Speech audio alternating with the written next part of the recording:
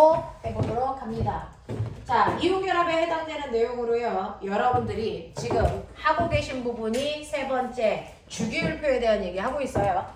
이렇게 원자들이 가지고 있는 성질이 주기적으로 반복되어 있는데 그 주기적으로 반복되는 규칙성을 나타낸 표를 우리가 주기율표라고 해서 주기율표는 여러분들이 지금 외우고 있는 그 표딱지예요. 그래서 주기율표는 여러분들이 보시는 것처럼 뭐와 뭘로 되어 있다? 가로줄과 뭘로 되어 있어요? 세로줄로 되어 있는데 이때 가로줄을 우리가 뭐라 그러니? 주기라고 해서 1주기부터 몇 주기까지 있다? 7주기까지 있고 같은 주기에 있는 애들은 전자가 들어있는 전자 껍질수가 같은 애들끼리 같은 줄에 들어있다. 그래서 수소와 헬륨은 전자를 첫 번째 껍질에 채우고 있기 때문에 첫 번째 줄에 쓴 거다. 됐어? 리튬부터 시작해서 리튬, 베릴륨, 봉소, 탄소, 질소, 산소, 플루오린, 네온까지는 두 번째 껍질까지 전자를 채우고 있기 때문에 두 번째 줄에 쓰는 이주기 원소라고 한다. 됐어? 근데 전자를 채우고 있는 껍질수가 같다고 해서 원자들의 성격이 비슷한 건 아니다. 됐어? 성격이 비슷한 건 같은 세로줄에 있는 애들끼리 성격이 비슷해서 같은 세로줄에 있는 애들을 가족 족자 써서 표현한다. 얘네들을 같은 족이라고 한다. 족은 1족부터 몇 족까지 있었지? 18족까지 있어요.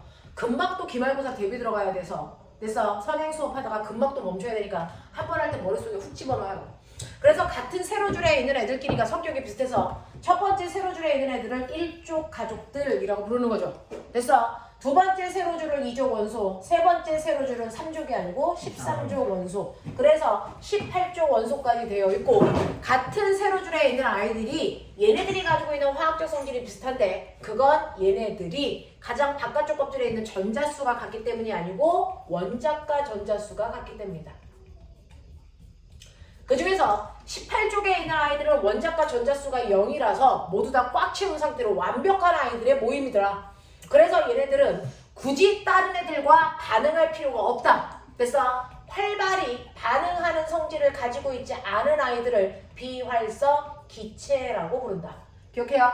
비활성 기체라고 부릅니다. 그래서 얘네들은 완벽한 아이들, 대단히 안정적인 아이들이다. 다시 말해서 가장 바깥쪽 껍질에 전자가 꽉 차 있는 옥텟 규칙을 만족하는 아이들이다. 네, 옥텟 규칙을 만족하는 아이들입니다. 그러면 거꾸로 얘기할게요.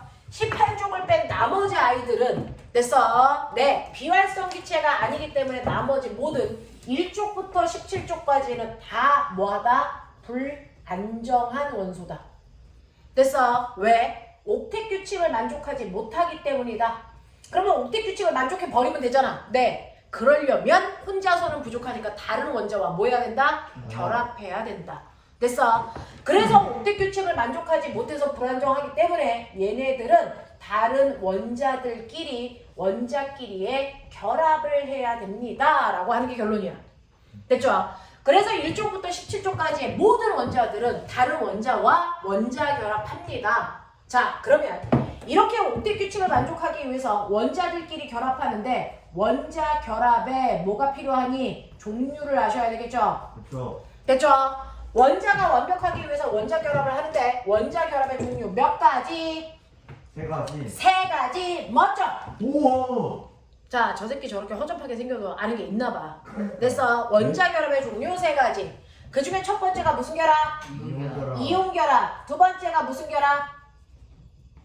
공유 결합.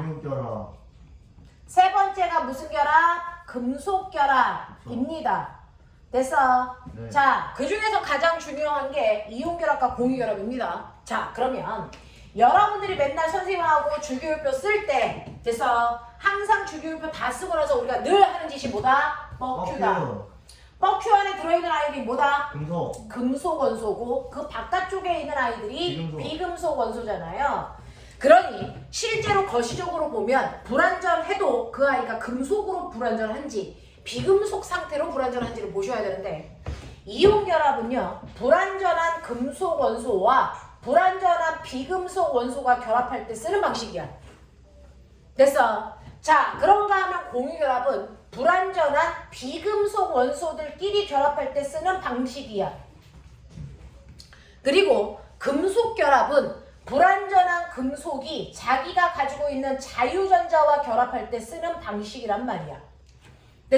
그래서 어떤 애들이 결합하느냐에 따라서 방식은 정해진다. 됐어? 예를 들어서 여기 이제 필요 없으니까 요만큼을 잘라버릴게요. 예를 들어서 불완전한 금속과 비금속이 결합하는 중학교 2학년 때부터 배웠습니다. 이온결합이라고 하는 거 오늘 우리 주제의 테마입니다. 이온결합이라고 하는 건 불완전한 금속 원소와 불완전한 비금속 원소 사이의 결합을 얘기하는데 가장 대표적으로 예를 들면요. 나트륨이라고 하는 금속 원소와 염소라고 하는 비금속 원소가 서로 불완전합니다. 왜요? 나트륨은 원자 번호가 11번이니까 양성자는 11개 있어. 그럼 전자도 11개 채워야죠. 성기 여기 봐. 첫 번째 껍질에 전자 몇 개? 2개? 2번. 됐어. 두 번째 껍질에 몇 개? 8개 이 새끼야. 아니 왜 그래도 합해봤자 10개밖에 못 들어가. 그러니 세 번째 껍질에 전자 몇 개 채우고 있어? 하나. 네? 그래서 합쳐서 11개의 전자를 채우고 있어야 나트륨이죠. 이 나트륨. 네.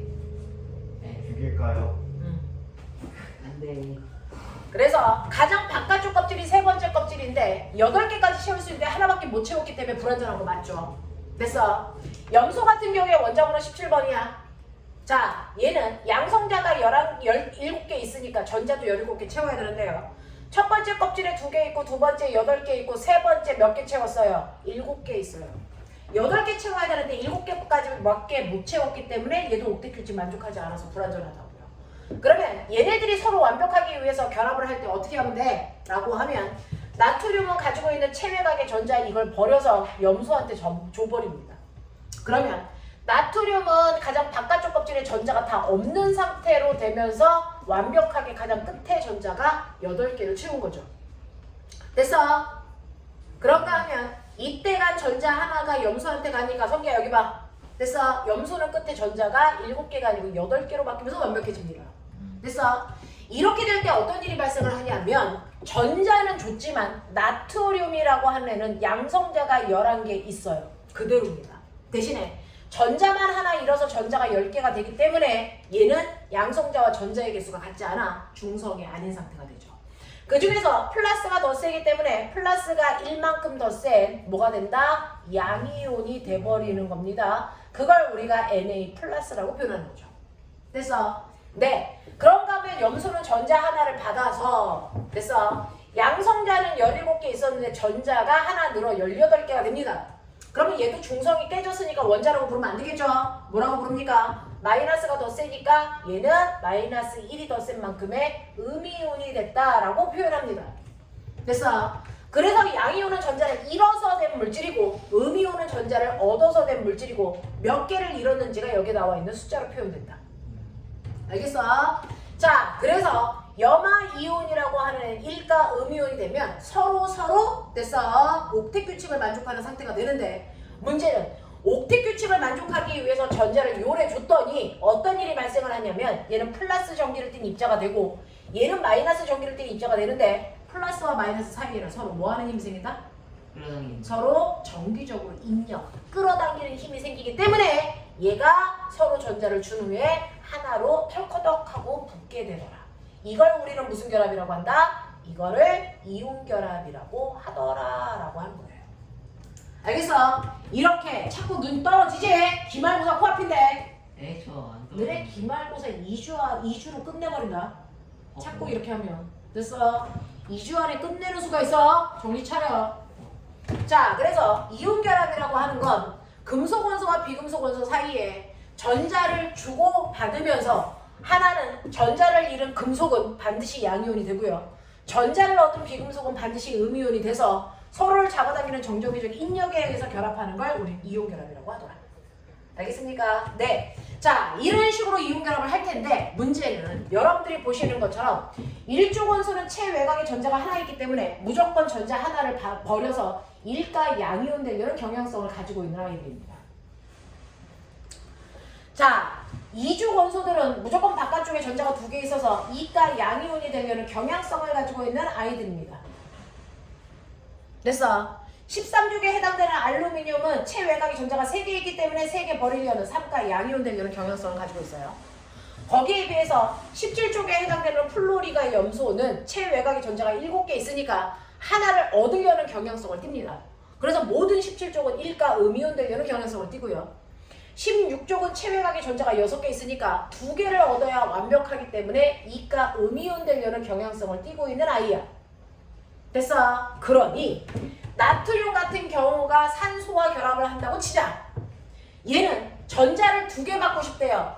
얘는 전자를 하나 읽고 싶대요. 근데 얘가 2개 받고 싶다고 해서 얘가 한꺼번에 2개 주겠니? 절대 그럴 수 없죠. 그러면 어떻게 됩니까? 라고 하면 산소한테 전자 2개를 주기 위해서 나트륨이 혼자가 아니고 몇 개가? 2개가 한꺼번에 전자를 하나씩 잃으면 2개가 건너가는 게 되는 거죠. 됐어? 그렇게 해서 전자 2개가 건너가면 산소는 이가 음이온이 돼서 됐어? 얘네들이 서로 전자를 주고받는 양이 똑같아서 서로 완벽해진다. 그래서 결합한 게 Na2O다라고 하는 산화 나트륨이 돼요. 됐어? 자, 그래서 이렇게 이온 결합을 할 때요. 서로 원하는 개수를 채워주기 위해서 혼자 반응할 때도 있고, 됐어? 여러 개가 모여서 하나와 반응할 때도 있는데 이거에 따라서 우리가 이온 결합했을 때 밑에 있는 작은 숫자들이 바뀐다. 됐니? 그러면 이거를 그때그때 어떻게 생각합니까? 라고 해서 여러분들이 외우셔야 될 건 족 단위로 전하량만 기억해라. 그리고 나면 선생님이 이렇게 해드릴게요. 나트륨 양이온, 마그네슘 양이온, 알루미늄 양이온이 있다고 치자. 자, 금속들은요. 말씀하는 것들 다 기억하셔야 됩니다. 금속들은 이온이 돼서 전기를 띌 때 어떤 전기를 얼마나 세게 띄는지를 위에다가 조그맣게 쓴 것들을 우리가 전하량이라고 합니다. 그래서 여러분들이 중학교 때 외웠던 이 작은 숫자들을 우리는 고등학교 때 전하량이라고 불러요. 전하량이라고 부른다고요. 됐어. 이 숫자는 변할 수 없어요. 이 숫자는 변할 수 없어요. 자, 그러면 이러한 전하량을 가지고 있는 애들이 모두 다 똑같이 일가 음이온이랑 결합할 수 있는 방법, 그래서 만들어진 화학식을 써주세요 라고 하죠. 그러면 머리 복잡하게 하지 말고요. 과학은 암기가 아니고 간단하게 규칙성을 보시면 되잖아요. 됐어. 얘네들의 전하량의 숫자가 뭡니까? 1대 1입니다. 보여요? 전하량 숫자가 똑같으면 군더더기 없이 1대 1로 결합합니다. 그때 쓸 때는 무조건 양이온을 먼저 쓰고 음이온 뒤에다 쓴다. 이게 규칙성이야. 됐어? 근데 여러분들이 보시는 것처럼 얘네들은요. 숫자가 같지 않고 2대 1 또는 3대 1로 숫자가 다릅니다. 자, 이렇게 음이온과 양이온의 전하량의 숫자가 다르면 그때부터 군더더기가 붙는데 붙는 방법은요. 전하량 숫자에 역수가 붙습니다. 전하량이 2대 1이니까 필요한 개수는 1대 2입니다. 전하량이 3대 1이니까 필요한 개수비는 몇 대 몇입니까? 1대 3입니다.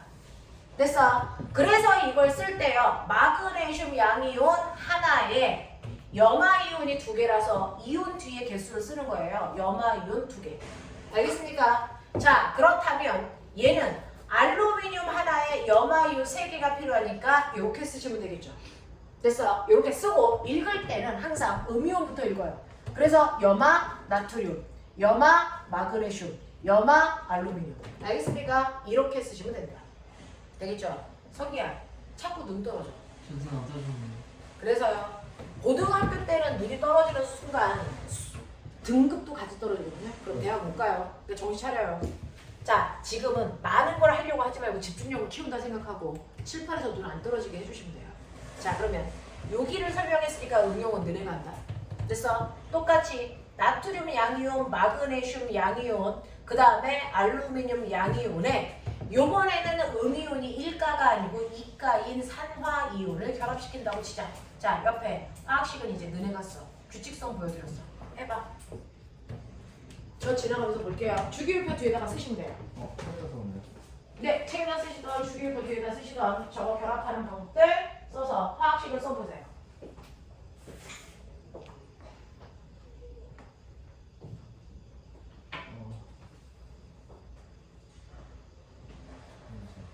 참고로 우리는 저거를 중학교 2학년 때 배웠습니다. 2학년 때는 했어요. 중학교 2학년 때 저걸 했죠. 일단은 내용입니다.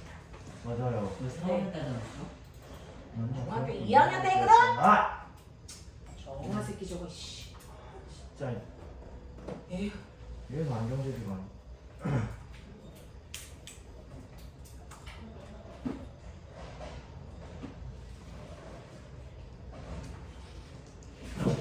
이탈리아. 누가 없애지? 다 했어 나. 어쩌라고 나는 다 했어. 무엇일까? 나의 방화벽을 풀 수가 없다는데. 이게 저 맞나요? 방화벽을 좀. 이게 맞나요? 그러죠. 아유 안 한다. 그러죠 내 새끼. 이거지. 미친 응용. 민주 봐. 미친 응용. 어딨어? 그렇지. 성기 봐. 그렇지. 서로 봐 이제. 미친 응용. 써봐. 쓸 수 있는 최대한 써봐. 음. 응. 전자량 비율이 1대2지. 그럼 개수비가 어? 그래서 2대1이라고. 저번에 쟀을 때 그러니까 나중에 56년. 주게. 네. 그 숫자를 밑에다 쓰시는 아. 거예요. 네. 또요. 너 정도면 평균이지. 응? 너 평균 아니야? 나 평균인데. 너 자체주의잖아. 네. 아, 숫자가 1대1이죠. 그럼 개수비도 1대1이니까 분석관계 없이 그냥 쓴다 그랬어요. 1이라서 좀 빼는 거잖아요. 네. 그 다음에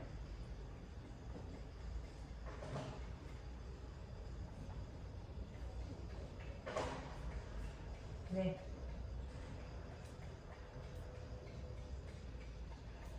숫자요. 3대2니까 개수비 거꾸로 쓰라고 했죠. 정신 차려라.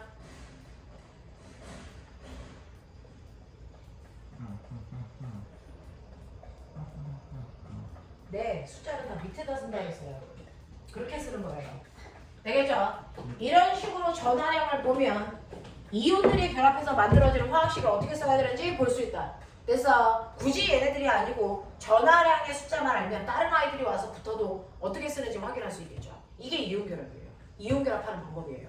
됐죠? 이런 식으로 금속한테서 비금속 쪽으로 전자가 이동해서 금속은 양이온이 되고 비금속은 음이온이 돼서 결합을 하기 때문에 이온 상태로 결합하는 방법 이온결합이라고 합니다. 그래서 이온결합을 했을 때 화학식 쓸 수 있으면 된다. 됐어? 성기야 여기 보라고.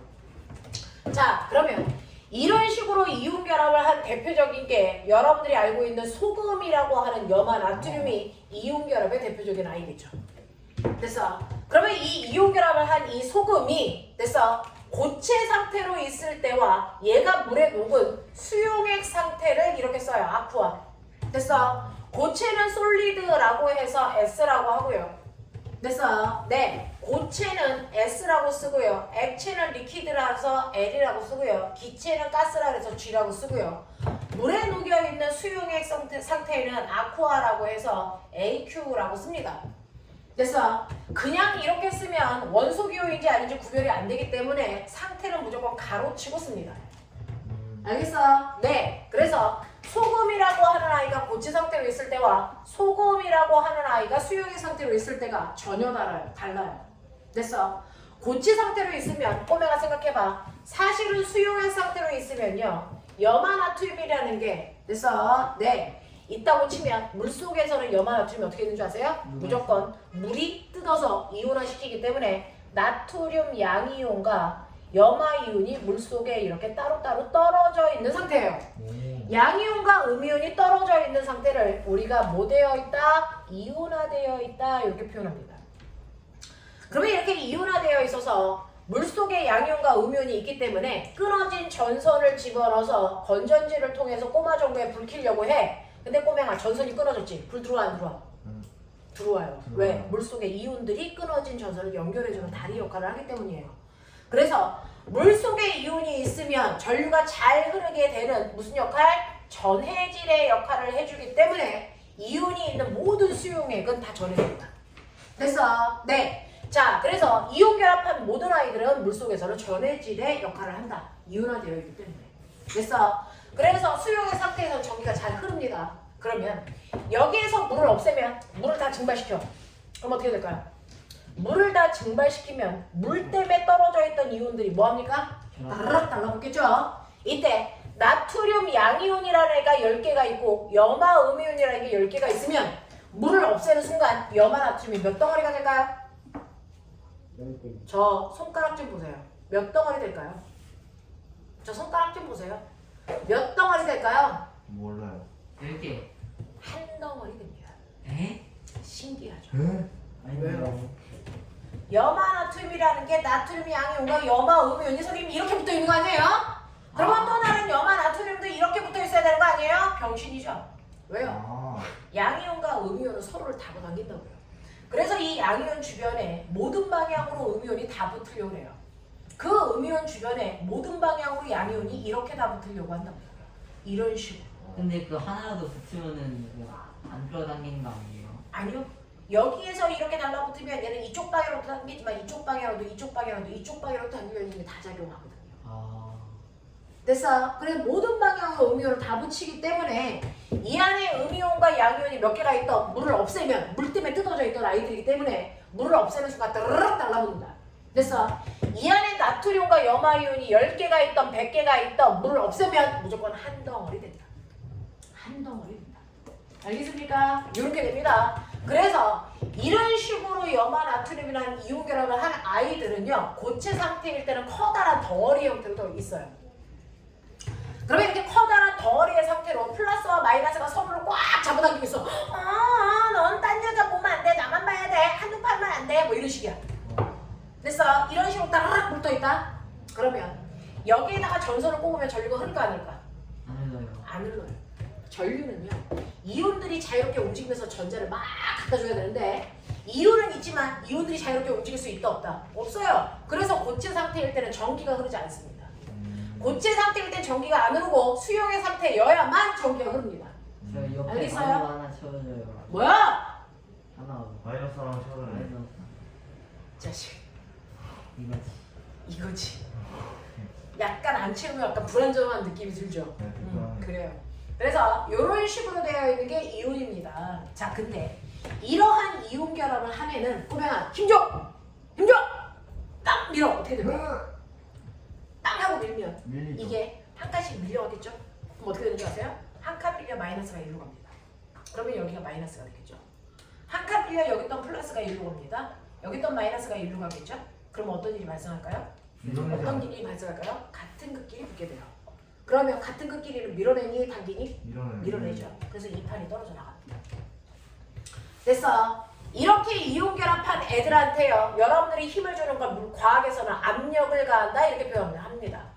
압력을 가하면 됐어, 쉽게 모여지는 성질이 있다, 쉽게 부서지는 성질을 가지고 있다 이렇게 표현합니다. 됐어. 한 판이 떨어져 나가는 걸 쉽게 부서지는 성질이 있다라고 표현합니다. 이게 이온 결합한 물질의 특성입니다. 됐죠? 자, 그 다음 이렇게 이온 결합해서 따라락 붙어있는 얘는 분자라고 할까 안 할까?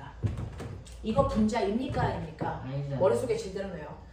분자는요, 한 분자 한 분자가 완벽하게 독립되어 있어서 분자가 몇 개인지를 정확하게 셀 수 있는 구조여야 분자다. 그러면 이온 결합한 애는 한 분자가 어디까지인지 떨어져 있니? 안 떨어져 있죠. 됐습니까? 그래서 이온 결합한 애들은 절대 분자가 아니다. 그래서 얘네들을 나타내는 이 식은 분자식이라고 안 하고 그냥 우리가 화학식이라고 표현한다. 알겠습니까? 네. 이온 결합한 애들은 분자가 아니라는 것도 머릿속에 넣으셔야 된다. 자, 그러면 이런 식으로 해서 이온 결합한 아이들을 내가 지금 현재는 따다닥 붙어있는 고체 상태야.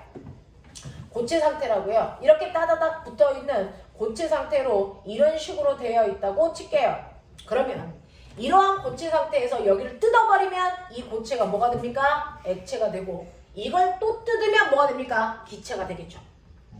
됐어. 그래서 이게 소금 고체, 소금 액체, 소금 기체까지 만들 수 있죠. 근데 너네 알죠? 중학교 1학년 때 배웠어요. 고체를 액체로 바꾸기 위해서는 가열해서 그 물체의 뭐보다 높은 온도를 만들어야 돼? 있는데 녹는 점보다 높은 온도를 아니 말하는 근데 거야. 그 아이가 그 드라이아이스는 왜 봐도 기체돼요? 네, 얘기할게요. 그리고 액체가 기체로 바뀌기 위해서는 무슨 점보다 높은 온도? 끓는 점보다 온도를 높여줘야 상태가 바뀌잖아요. 그러니까 이렇게 이온 결합한 아이들은 녹는 점이나 끓는 점보다 온도를 높여야 상태가 바뀔 수 있잖아요. 모든 물질 다 그렇단 말이죠.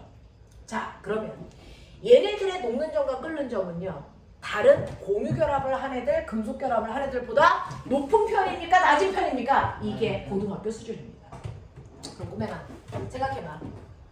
여기를 끊으려면 얘네들끼리 서로 잡아당기는 힘이죠. 얘네들끼리 서로 잡아당기는 힘이 10이라고 쳐봐. 그럼 여기를 끊으려면 힘을 적어도 10보다 센 힘을 줘야죠. 그 힘을 뭘로 주는 거야? 열로 주는 거야. 그래서 뜯는 거야. 근데 만약에 이 결합하려는 힘이 10이 아니고 100이면 100보다 더 센 열을 줘야 되는 거야. 그러면 결론은 녹는 점이 됐어. 1000도인 아이가 있고 녹는 점이 500도인 아이도 있고 300도인 아이도 존재할 수 있죠. 그 중에서 입자와 입자 사이의 인력이 누가 제일 세다는 얘기니? A. 네, 1000도인 아이가 인력이 더 세니까 녹는 점이 높다는 얘기입니다. 됐어? 그러니 녹는 점과 끓는 점이 높다라는 얘기는 입자와 입자 사이에 서로를 잡아당기는 인력이 세다는 얘기입니다. 됐어? 네. 그 중에서 다른 애들에 비해서 입자와 입자 사이의 결합력이 이온 결합이 대단히 높은 편입니다.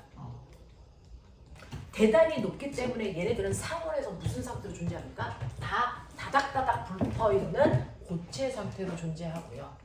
그래서 공유 결합한 애들은 주로 기체 상태로 존재합니다. 됐어? 그래서 인력이 얘가 훨씬 더 센 거죠. 무슨 말인지 알겠어? 네, 그렇기 때문에 얘네들의 인력을 끊기 위해서는 엄청나게 높은 녹는 점과 끓는 점을 가지고 있어서 엄청나게 높은 열을 가해야만 상태를 변화시킬 수 있어요. 소금 같은 경우에 녹는 점이 500도 이상 됩니다. 그래서 소금을 녹이려면 500도 이상의 가마에 넣고 녹이셔야 소금 액체를 만들 수 있어요. 됐죠? 그러면 소금이라고 하는 액체 상태의 물질이 있는데 선생님, 고체를 가열해서 액체 상태로 만든 소금 액체, 그걸 우리가 뭐라 그러니까 그 물질을 녹여서 그래서 액체로 만드는 걸 용융액이라고 해요. 그래서 이게 소금 액체입니다. 근데 소금을 물에 녹여서 액체로 만들 수도 있죠. 그거는 용융액이 아니고 뭐라 그럽니까? 수용액이라고 합니다. 차이점 아시겠어요? 소금 그 자체를 녹여서 액체로 만든 건 용융액이고요. 자, 소금을 물에 녹여서 만든 건 수용액이라고 표현합니다. 근데 둘 다 액체인 건 맞잖아요. 둘 다 액체일 때 무조건 이온화가 되어서 양이온과 음이온이 떨어져 있는 상태예요. 그러니까 어떤 액체라도 이때는 전기가 잘 흐릅니다. 알겠어요? 고체일 때는 흐르지 않습니다. 자, 근데 쉽지 않은 얘기. 자, 보세요. 그러면 이렇게 이온 결합을 한 애들 중에서요, 선생님, Na 플러스와 Cl 마이너스가 결합해서 만들어진 소금이라는 아이가 있고 Mg2 플러스와 O2 마이너스가 결합해서 된 Mg5라는 아이도 있는데 이 중에 녹는 점과 끓는 점은 누가 더 높아요? MGO. 둘 다 이온 결합이잖아요. 됐어? 이온 결합이 높은 건 알겠는데 그 중에서도 더 높은 게 있을 거 아니야. 됐어? 물질마다 녹는 점, 끓는 점 다 다르다 그랬어. 그러면 둘이 달라야 돼? 누가 더 높아요? 라고 하면 실제로 얘네들이 서로를 잡아당기는 힘이 뭐라 그랬어요? 전기력이죠. 그럼 물리 시간에 배웠어요. 전기를 띤 입자에서 하나는 플러스 4쿨로, 하나는 마이너스 2쿨로 이렇게 전기를 띤 입자들 사이에 떨어져 있는 거리를 R 2m라고 했을 때 전기를 띤 입자들 사이에 서로를 잡아당기는 힘, 멋진 말, 중학교 1학년 때 배웠어요. 전기력. 그 전기력 구하는 식이 뭐였다? 오대훈 병신. R 제곱분의 크입니다. R 제곱분의 크. 알겠냐? 요거야. 자, 그러면 이때 얘네들이 떨어져 있는 거리가 2m니까 2의 제곱분의라고 하는 서로 떨어져 있는 거리. 곱하기 K라는 건 전기력 구할 때만 쓰는 상수값이야. 됐어? 네, 그러니까 그냥 상수값은 우리가 2를 생각하면 되고요. Q1, Q2는 뭐냐면 각각의 전하량을 얘기한 거야. 됐어? 그래서 4 곱하기 2, 그래서 전기력의 세기는 여러분들이 보시는 것처럼 2 뉴턴이에요. 이런 식으로 계산하면 돼요. 자, 그러면 이때 실제로 전기력을 다 구하시는 건 물리 시간에 하시고요. 화학은 물리가 아니잖아요. 그러면 둘 중에 전기력 누가 더 세요? 그래서 누가 더 센 인력을 갖고 있기 때문에 끊기가 더 어렵습니까? 라고 하는 전기력은 먼저 전하량의 곱이 더 중요합니다. 이걸로 보세요. Q1, Q2. 얘는 전하량이 플러스 1, 마이너스 1, 그래서 이 전하량 곱하면 1입니다. 됐어? 부호 띄고 곱하세요. 얘는 2 플러스 2 마이너스라서 숫자 띄고 곱하시면 얼마입니까? 4. 전하량의 곱이 이쪽이 더 크죠. 그래서 얘의 녹는점과 끓는 점이 무조건 없습니다. 성기야. 졸려면 살짝 일어나라. 알겠어? 그래서 이렇게 전기력의 세기가 이쪽이 무조건 크기 때문에 얘네들 사이에 떨어져 있는 거리를 볼 필요도 없다. 무조건 소금에 비해서 산화 마그네슘의 녹는 점이 무조건 더 높을 것이다. 알겠습니까? 무조건입니다. 자, 근데 선생님 NH 누가 더 녹는 점이 높아요? 이거는 얘도 플러스일까? 얘도 마이너스일까? 플러스일까? 마이너스일까? 됐어? 그래서 전하량의 곱을 보면 곱하기 1 곱한 값 1 똑같단 말이죠. 됐어? 자, 그럼 전기적 세기는 누가 더 세요? 라고 하면 그 다음은 뭐 볼 수밖에 없어? 거리를 볼 수밖에 없는데. 잘 봐. 염화이온, 리튬에다가 염화이온이 붙어있을 거고요. 나트륨에다가 염화이온이 붙어있을 텐데 염화이온의 크기는 똑같겠죠. 같은 이온이니까. 됐어? 자, 그랬을 때 여기에서의 이 떨어져 있는 거리 R이라는 건 뭘 얘기합니까? 라고 하면 자, 어디부터냐면 원자 핵으로부터 원자 핵까지의 핵간거리를 얘기하는 건데. 됐어? 어차피 요 거리는 똑같을 거니까 앞에 있는 리튬하고 나트륨 중에 누가 더 됐어? 큰지만 보면 돼요. 그죠? 리튬은 원자번호 3번이라서 가장 바깥쪽에 전자 하나 버리면 첫 번째 껍질에 전자가 2개가 있는 여기까지가 원자 핵으로부터 떨어져 있는 거리야. 이게 리튬이야. 됐어? 나트륨은요, 원래는 양성자가 11개 있고 첫 번째 껍질에 2개 있고 두 번째 껍질에 8개 있고 세 번째 껍질에 하나 있었는데 요걸 버렸으니까 두 번째 껍질까지 전자가 있기 때문에 원자 핵으로부터 두 번째 껍질까지가 돼서 나트륨 양이온의 크기란 말이야. 누가 더 커? 나트륨이 더 커. 됐어? 그래서 얘하고 얘의 R값을 비교하면 얘네가 훨씬 더 R값이 클 거다. 됐어? 그러면 R값이 크면 전기력은 뭐 할 것이다? 작을 것이다. 무슨 말인지 알겠어? 그래서 실제로요, 이럴 때는 반지름의 크기가 더 큰 얘 녹는 점이 훨씬 더 작아요. 그래서 녹는 점은 얘네들이 훨씬 더 높을 것이다. 알겠습니까? 요렇게 비교해라. 요렇게 비교해라. 네, 쉬는 시간 드릴게요. 여기까지 이해되겠어? 네. 이해되겠어? 네, 하나만 더 하고 현우 보내면서 우린 잠깐만 끊을게요. 하나만 할게요. 얘는 금방 끝나요. 그럼 선생님, 이런 식으로요. 나트륨 양이온하고요. 염화 음이온이 결합을 하는데 맨 처음에는 나트륨 양이온하고 염화 이온에 둘이 떨어져 있는 거리가 열나 멀어요. 그 거리를 X축에 놓을게요. 이게 거리입니다. 둘이 떨어져 있는 거리가 너무나도 멀리 있어요. 그러면 둘이 작용하는 인력이라고 하는 좋은 힘. 화학에서는요, 좋은 힘을 다 마이너스의 힘으로 놓습니다. 그래서 마이너스 쪽의 힘이 인력입니다. 자, 멀리 있을 때는 인력이 되게 작지만 얘네들이 점점 다가와 점점 둘 사이의 거리가 가까워지면 인력이 점점 세지겠죠. 세지겠죠. 그래서 인력이 가까울수록 점점 커집니다. 이렇게 표현합니다. 됐어? 네. 그래서 멀리 떨어져 있을 때는 인력이 마이너스 1N밖에 안 되는데 자, 얘가 점점 다가와 가까워지면 인력이 무려 마이너스 5 돼요. 뭐 이렇게 되는 거죠. 그래서 이런 느낌의 이 그래프가 인력을 나타내는 세기 그래프야. 근데 문제는 얘네들이 가까이 다가오면 다가올수록 원자 핵도 플러스 얘 원자 핵도 플러스라서 그래서 원자 핵끼리는 서로 밀어내는 모두 생긴다? 청력. 그걸 멋진 말로 반발력이라고 합니다.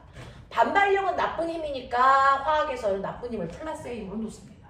그래서 가까이 다가올 때 반발력도 커지는데 됐어? 네, 이때 반발력과 인력의 합이 바로 서로를 잡아당기는 결합력인데 그 결합력이요 가장 작은 이 시점이 가장 둘이 완벽하게 결합할 수 있는 시점이야.